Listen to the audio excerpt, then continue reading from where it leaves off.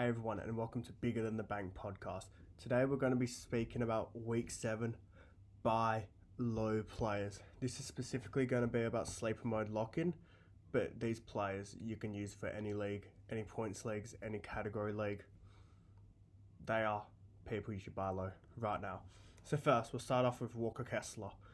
Walker Kessler in the sleeper lock-in ranks, the standard mode, which was seen in last episode, he's ranked 102nd. So, why is he a buy low? First off, he's a top 100 player. Easily. In any league, any day, whenever. His injuries this season has put him down a bit. He's been playing less minutes than last season. He's been shooting less than last season. Sorry. No, he is not. He's been shooting more, but his efficiency has dropped dramatically. Last year, he shot 72% from the field. This year, he's only shooting 57% from the field. However, when he comes back more from injury, when he gets off the minute restrictions, when he continues to start, his minutes are going to continue to increase. He's going to be a double-double machine. He's only averaging 7.9 rebounds this year. Last year, he averaged 8.4. I feel like he's even going to get above 8.4 this year. So he's going to increase in rebounds this year.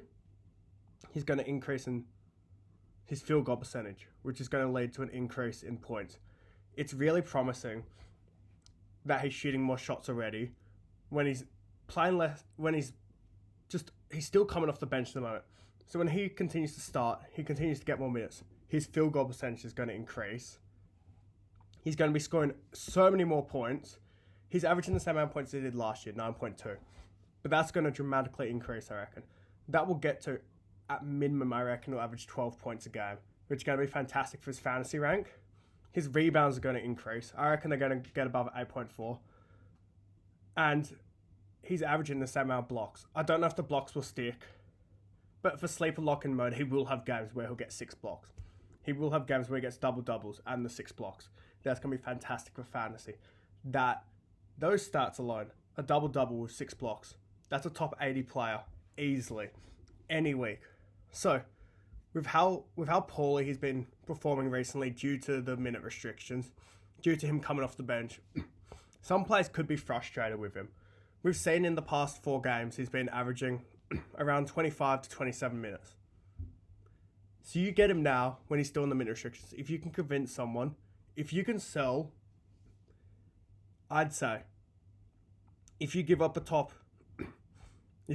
around the 100th rank for Walker Kessler, that is a steal. I'd probably go as high as maybe 85, because I believe he is a top 80 player this year. He's going to be fantastic.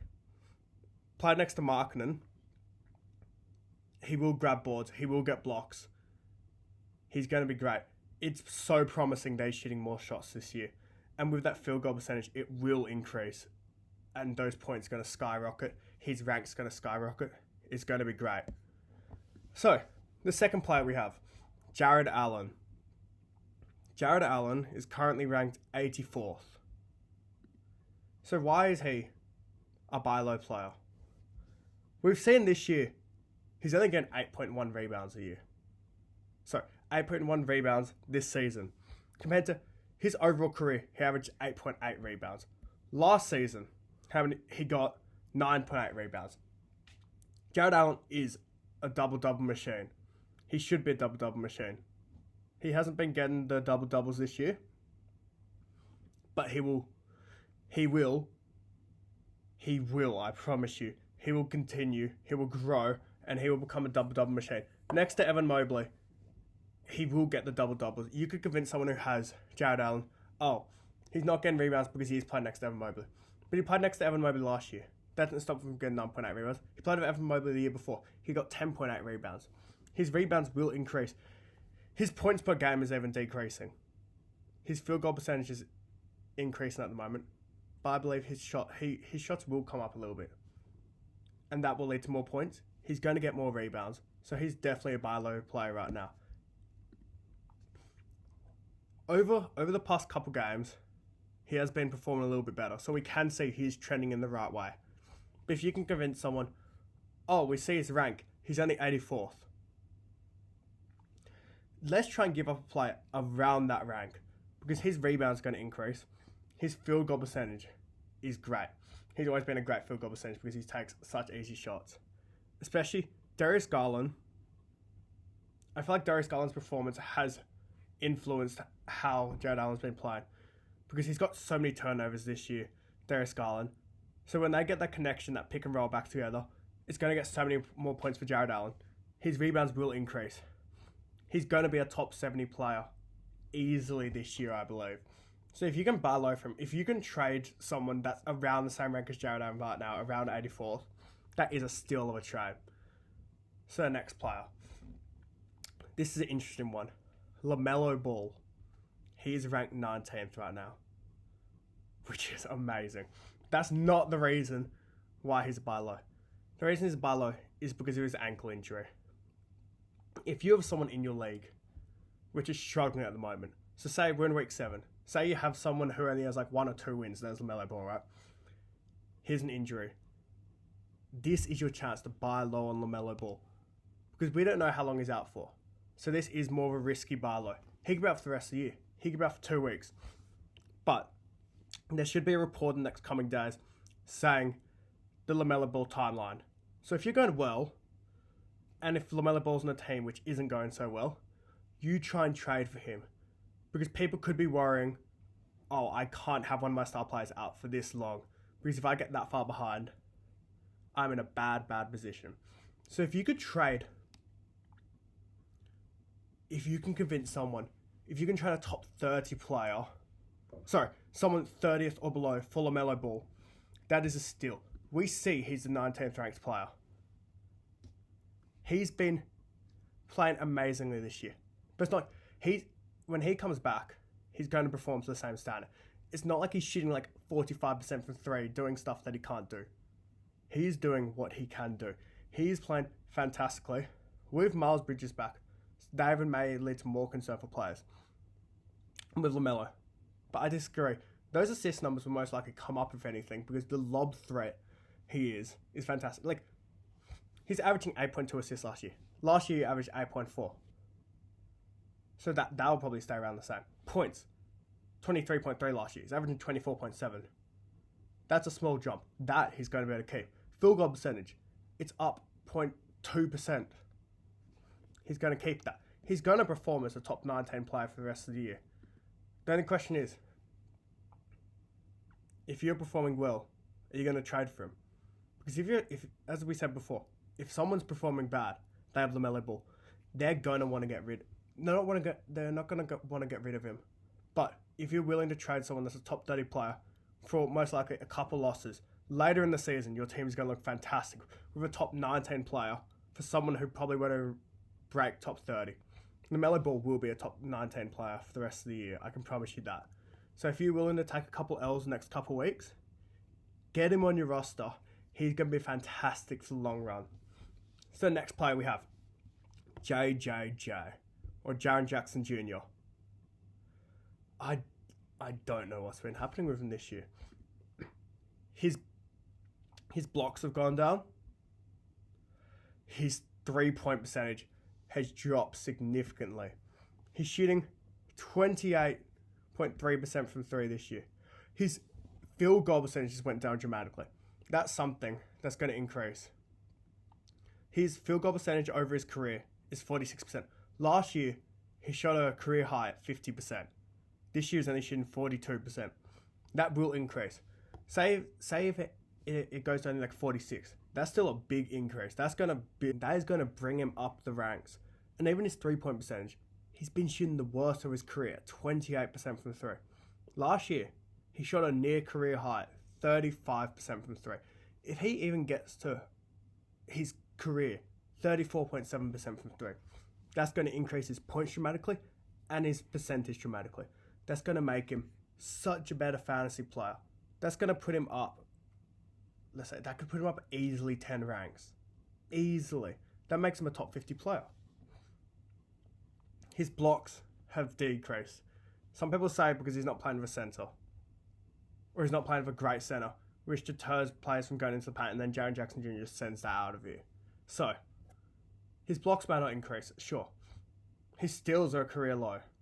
So I think the steals going to come up. I do believe the blocks will come up a little bit. I don't think it's going to go to 3 blocks. He's only averaging 1.8 right now. I reckon that could go to 2.2. That makes him even better.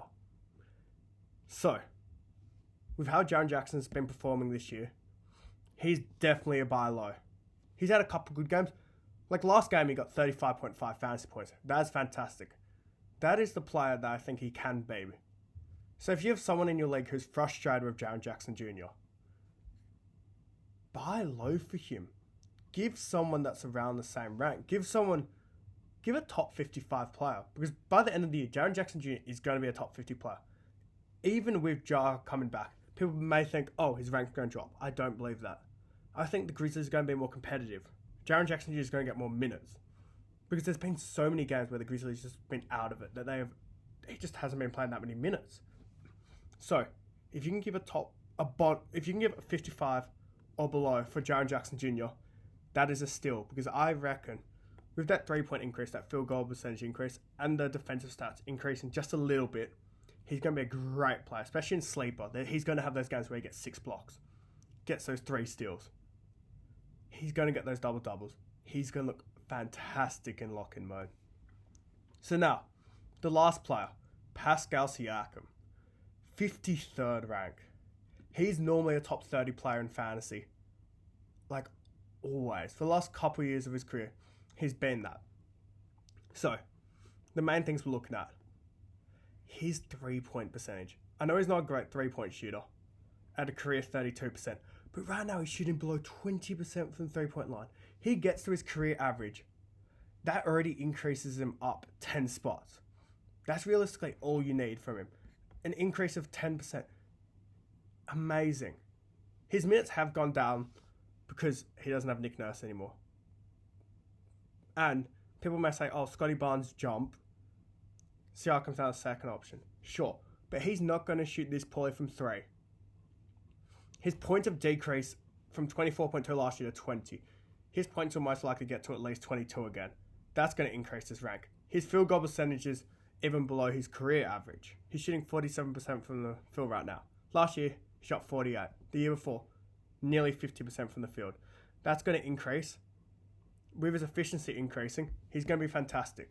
Siakam is a great fantasy player. We've seen his past 5 games, he's never broke 20 fantasy points. So this is the time to buy low on him. If you have someone frustrated with Siakam, he can play at the power forward, small forward, or center in sleeper mode.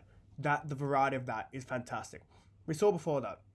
We're seeing lock-in mode. He can give you high games. He's given us a 30.5, 35.5, 45.5, 25.5, 29.5, and a 35.5.